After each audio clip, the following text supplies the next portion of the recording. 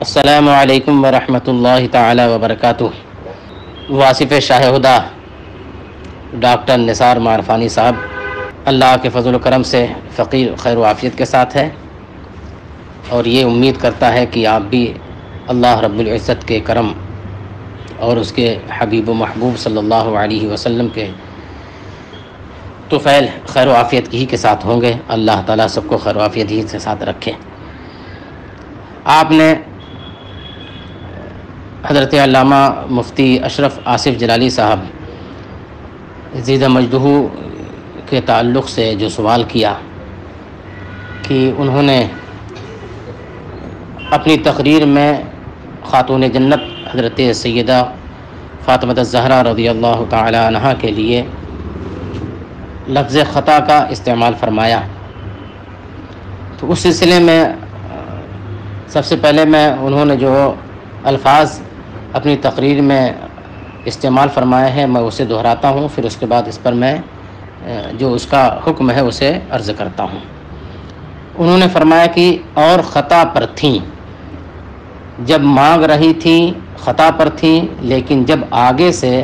حدیث آئی تو ان کی یہ شان ہے کہ جن کے جگر کا ٹکڑا ہے ان کی حدیث سن کے سر تسلیم خم کر لیا۔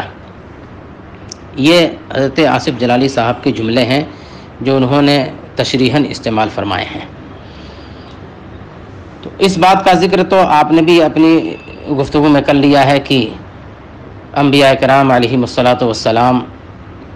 اور فرشتوں کے علاوہ کوئی معصوم نہیں ہے، البتہ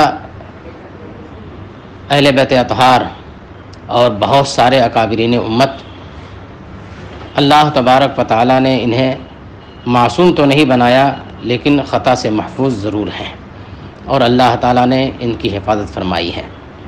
یہ مسئلہ بھی مسلمہ ہے اہل سنت و جماعت کے نزدیک۔ اب حضرت سیدہ خاتون جنت فاطمہ الزہرا رضی اللہ تعالی عنہا باغ فدق سے اپنا حصہ مانگنے کے لیے امیر المؤمنین خلیفۃ المسلمین سیدنا صدیق اکبر رضی اللہ تعالی عنہ کی بارگاہ میں حاضر ہوئیں، تو معاملہ یہ ہے کہ اس وقت تک حضرت خاتون جنت کو اس بات کا علم نہیں تھا کہ انبیاء کرام کی وراثتیں نہیں بڑھتی ہیں، اور خود ان کے والد ماجد دونوں عالم کے مالک و مختار جناب محمد رسول اللہ صلی اللہ تعالی علیہ وسلم کا جو فرمان ہے کہ لا نورث ما ترکنا ہو صدقۃ، ہم جو کچھ چھوڑ جاتے ہیں وہ سب صدقہ ہے۔ انبیاء کرام کسی کو اپنے مال کا وارث نہیں بناتے ہیں، اس بات کا علم حضرت خاتون جنت رضی اللہ تعالی عنہ کو نہیں تھا، لیکن جب سیدنا صدیق اکبر رضی اللہ تعالی عنہ نے یہ حدیث انہیں سنائی تو انہوں نے اپنے مطالبے سے رجوع کر لیا۔ تو حضرت خاتون جنت رضی اللہ تعالی عنہ کا یہ مطالبہ کرنا چونکہ معلوم نہیں تھا تو ایک خطا ہے، اور ان کے لیے خطا کا لفظ استعمال کرنے میں کوئی شرعی جرم نہیں ہے، اور اس پر کسی طرح سے کوئی شرعی گرفت نہیں آتی ہے۔ یہ اور سی بات ہے کہ اگر حضرت آصف جلالی صاحب خطا کے لفظ کے علاوہ اس کی جگہ پہ کوئی اور دوسرا لفظ استعمال فرماتے تو اور خوبصورتی پیدا ہو جاتی، تو یہ خوبصورتی پیدا ہونا یہ الگ بات ہے، لیکن اس پر کسی طرح کی کوئی شرعی گرفت الحمدللہ حضرت آصف جلالی صاحب قبلہ پر نہیں ہوتی ہے۔ اس لیے جو حضرات اس لفظ کو لے کر کے واویلا مچا رہے ہوں یا ان پر کوئی شرعی گرفت کر رہے ہوں یا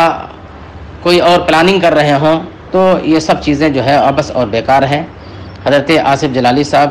زیدہ مجدہ کے اوپر کسی طرح سے بھی کسی طرح کی کوئی جو ہے وہ شرعی گرفت نہیں آتی ہے۔ انہوں نے جو لفظ خطا استعمال کیا ہے تو اس میں کوئی حرج نہیں ہے۔ ارے خود آقا کریم صلی اللہ تعالی علیہ وسلم نے حضرت خاتون جنت کے لیے ارشاد فرمایا کہ اگر فاطمہ بنت محمد بھی چوری کرے تو اس کا ہاتھ کاٹا جائے گا۔ تو اس طرح سے چونکہ یہ معصوم نہیں ہے، تو جب معصوم نہیں ہے تو اگر خطا کا لفظ ان کے لیے کوئی استعمال کر دے تو ایسی صورت میں وہ شرعی مجرم نہیں کہا جائے گا. انہوں نے جو عین حکم شریعت ہے اور جو نفس مسئلہ ہے، انہوں نے نفس مسئلہ کو واضح کرنے کے لیے یہ لفظ استعمال کیا ہے اور بیان فرمایا ہے. تو نفس مسئلہ بالکل واضح کر دیا. اس لیے حضرت آصف جلالی صاحب کے اوپر کسی طرح سے بھی کوئی شرعی گرفت نہیں کی جا سکتی ہے. واللہ ورسولہ عالم بالصواب. السلام علیکم ورحمۃ اللہ تعالی وبرکاتہ. ہمارے چینل سے جڑنے کے لیے YouTube پر سنی قادری رضوی نیٹ ورک کو سبسکرائب کریں.